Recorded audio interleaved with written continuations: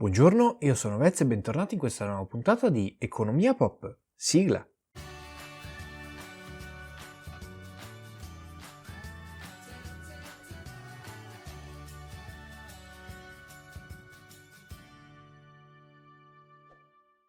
Oggi parliamo di un argomento molto serio, l'inquinamento, e in particolare delle conseguenze che avremo anche qui in Europa e nei paesi occidentali se non stiamo molto attenti nel prossimo futuro. Nell'ultimo anno, in alcune città asiatiche, si respira un'aria talmente inquinata da bruciare la gola. Bisogna che ci diamo realmente una regolata, perché negli ultimi 6 mesi in alcune città asiatiche si respira aria talmente inquinata da fare male ai polmoni.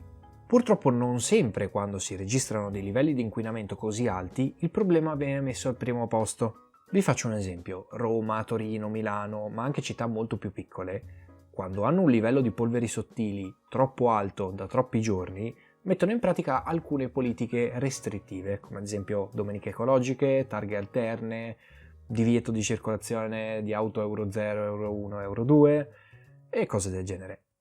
Misure assolutamente non sufficienti. Infatti queste misure sono un inizio, però non si fa niente di concreto oltre questo. E per spiegarvi perché secondo me questo accade, vi farò una personalissima riflessione a riguardo. Secondo me è qualcosa che riguarda la percezione del pericolo. È un pericolo percepito nel medio-lungo termine. Infatti generalmente, respirando aria molto inquinata, sappiamo che possono insorgere delle malattie anche molto gravi. Questo però può succedere in un lungo periodo. Il fatto che questo problema generi conseguenze solo nel futuro ci porta a sviluppare la tendenza a rimandarlo piuttosto che affrontarlo. Un po' come a scuola, se il professore ti diceva bene, tra 2 settimane c'è la verifica di storia, tu generalmente non iniziavi a studiare storia subito da quel giorno, iniziavi magari la settimana dopo. E sono stato molto clemente con la settimana dopo, perché c'è chi studiava in autobus la mattina stessa della verifica.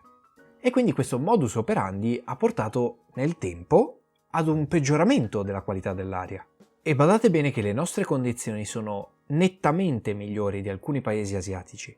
Lascerò in descrizione e nel primo commento fissato in alto il link che potete consultare per vedere in tempo reale una mappa che vi dice il livello delle polveri sottili nelle varie zone del pianeta. Ora, io non ho idea di quali saranno i livelli quando consulterete questo link, però in questo momento abbiamo il massimo in Italia di 158, in Cina c'è 1176. Significa che hanno una qualità dell'aria 10 volte peggiore rispetto alla peggiore delle città italiane. La gravità di questo problema, ed entriamo nel vivo dell'argomento di questo video, ha creato un business non indifferente. Nel 2015 un 27enne inglese di nome Leo Devaz, spero di averlo pronunciato bene, si è accorto che si stava sviluppando un nuovo bisogno proprio in Cina, via via crescente. Questo bisogno era quello di respirare aria pulita. Quindi questo genio che cosa ha fatto? Si è messo a raccogliere aria della campagna inglese e spedirla in Cina. Non sto scherzando, vendeva aria a cifre allucinanti. Avete capito bene, questo ragazzo si è messo a raccogliere e vendere aria a cifre esorbitanti fondando una società che si chiama Heath Air. Scusatemi per la pronuncia. Attenzione però, perché come ogni business che si rispetti ha creato diverse linee di prodotti con diversi aromi. Il prezzo, e so che eravate super curiosi di saperlo, era di 80 sterline ogni 518 ml di aria nel 2016. E se state pensando che voi non vi potreste mai permettere una cosa del genere, tranquilli. In vostro soccorso viene una società canadese.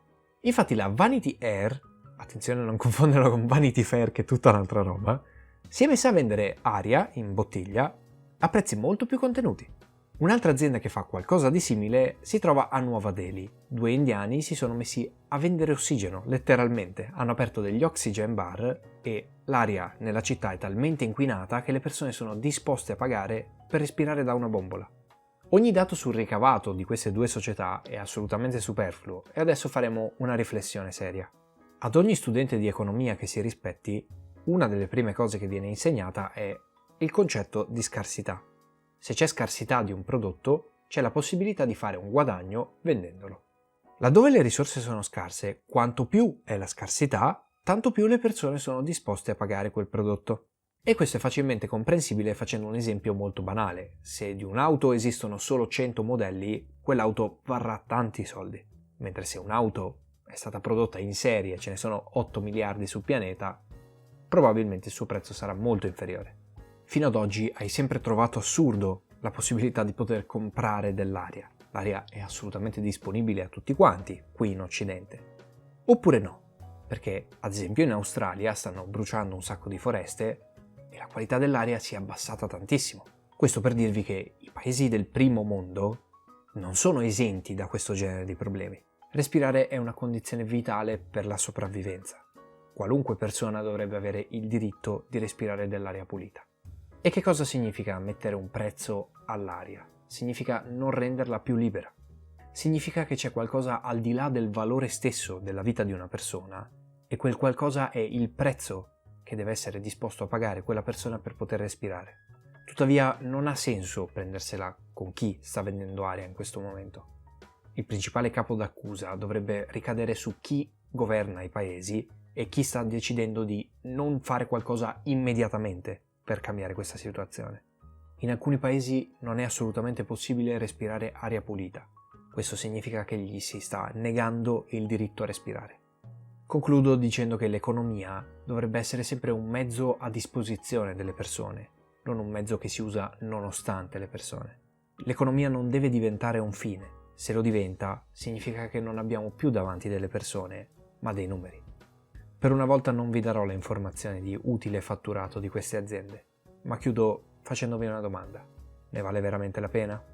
Bene, per questo video è tutto, io spero di non avervi troppo intristito, spero anche di avervi fatto un pochino riflettere sulla nostra situazione attuale.